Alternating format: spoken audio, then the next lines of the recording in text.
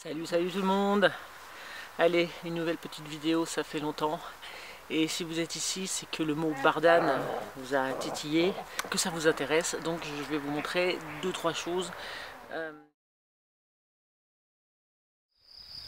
Et voilà nos bardanes, avec leurs grandes feuilles. Plante bisannuelle, donc sur 2 ans. On peut prendre la racine entre la première et la deuxième année. Je n'ai jamais goûté, mais je goûterai ça. Je pense que là c'est leur première année, enfin, ou alors elles débutent leur deuxième, mais en tout cas elles sont énormes. Ça fait des grandes feuilles. Regardez, j'ai mis mon téléphone. C'est un iPhone 8, c'est pas petit déjà comme truc. Pour que vous ayez une échelle. C'est un truc de fou, c'est énorme. Énorme, énorme. Il n'est pas petit, vous voyez, par rapport à ma main. C'est fou, hein.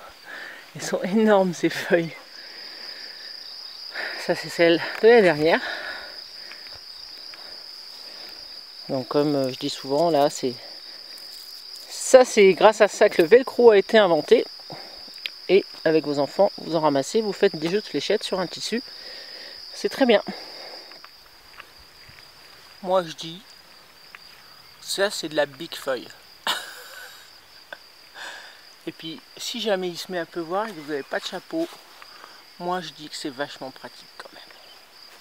Voilà, parapluie. Alors il y a plus pratique encore, voilà, c'est quand même pas mal. Voilà, hop, ça tient pas très bien. Il y a aussi la feuille de pétasite. C'est pas mal aussi, j'avais testé l'année dernière. C'est plus rond, c'est sympa. Oui, on va voir la suite. Elle est con, elle est con. Mais en tout cas, comment déterrer une racine de bardane, ça je vous montre ça dans la suite. Donc c'est fait, c'est déjà fait depuis une semaine, je fais cette intro après. Donc voilà, ça c'est un bout de racine.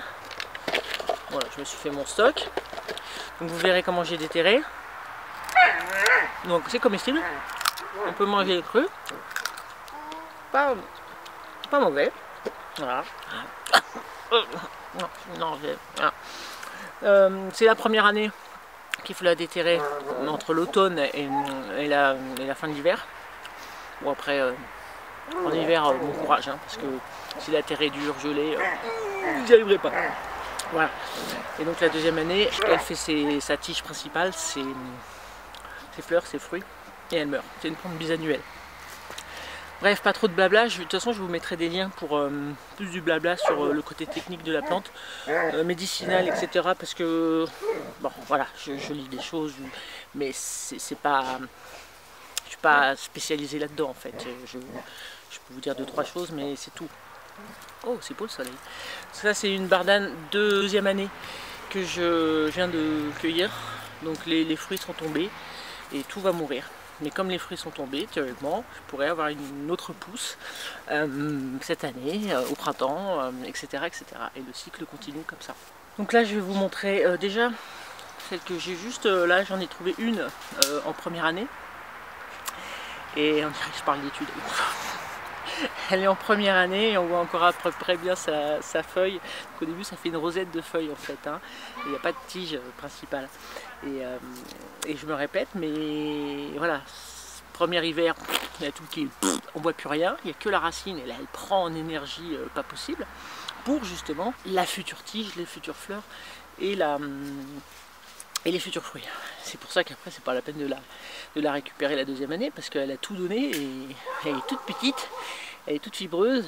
Alors elle est peut-être pas petite, j'en sais rien, mais en tout cas elle est fibreuse, il n'y a plus rien dedans quoi. C'est pas bon. Donc c'est maintenant, là. Maintenant, enfin pour moi c'est maintenant, en tout cas maintenant c'est super. Et vu que l'automne est pas trop froid, l'hiver n'arrive pas tout de suite, bon ma terre est encore pas mal et j'en profite. Donc je vais peut-être me faire celle-là. Je vous montre la feuille d'abord. Alors sachant aussi que là je ne parle que de la racine, mais je parle beaucoup, mais il y a beaucoup de choses qui se mangent. Tiges, feuilles, et je vous renvoie à Christophe Bernard, que j'aime beaucoup. Je vous mets le lien, et Christophe, le chemin de la nature. Voilà, ils en parlent tous les deux. Je mets au moins ces 2 liens, si vous vous intéressez plus. Là, vous allez voir déjà comment je galère, ce que je cuisine. Et puis voilà, ce sera déjà pas mal. Hein, ça prend déjà 5 minutes rien que le coup.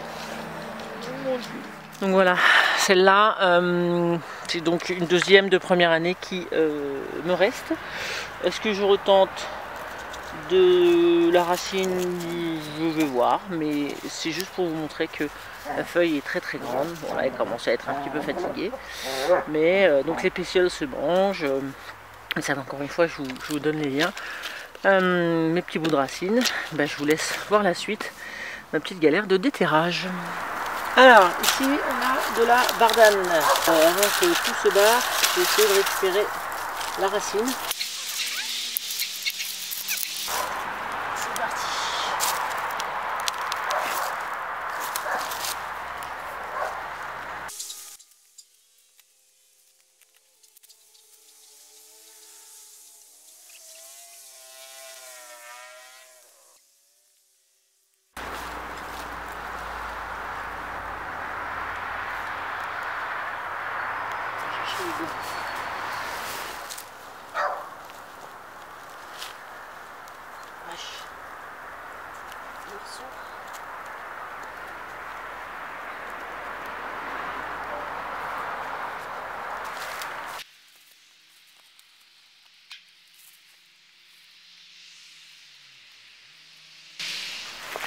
Je vous montre déjà ce que ça donne. Là. Et par rapport à ma main, hop, je vais essayer de déterrer plus, mais à mon avis c'est encore bien profond. Pendant que j'y suis, ça va me faire de la place.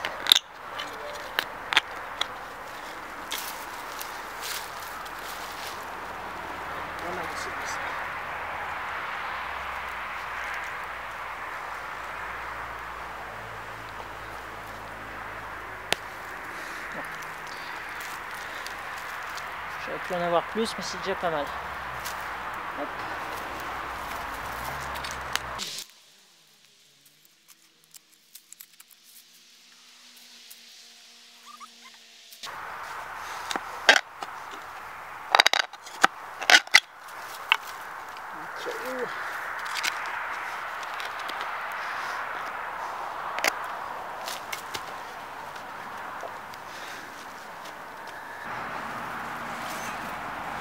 Pour l'instant, je suis à plus de 25 cm.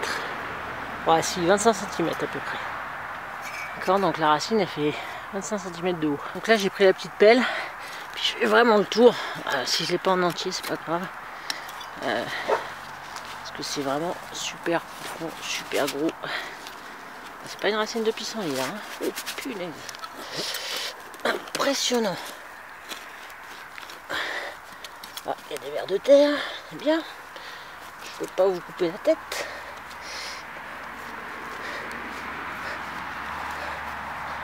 Ça va loin encore. Hein. Oh la vache. Il faut être motivé. Hein.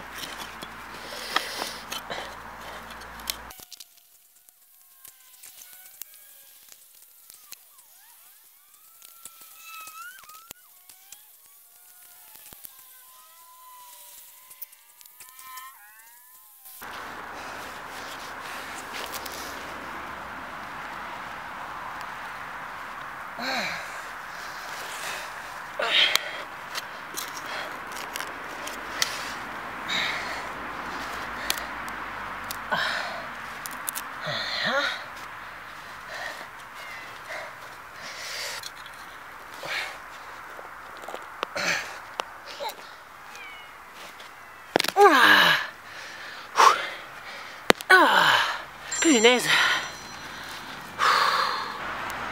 Bon bah voilà la bête cassée en 3 avec le trou là, je vous explique même pas, je sais pas combien ça fait mais ouais c'est profond hein. Ouh. Oh il y a l'histoire, je pensais pas que ça serait aussi dur. Racine de pissenlit à côté hein, pour voir la taille, c'est vraiment plus petit. Voilà. La racine principale, vous voyez comment c'est blanc là. Hop. Bon, je vous montre ça de plus près à l'intérieur. Je vais reboucher le trou.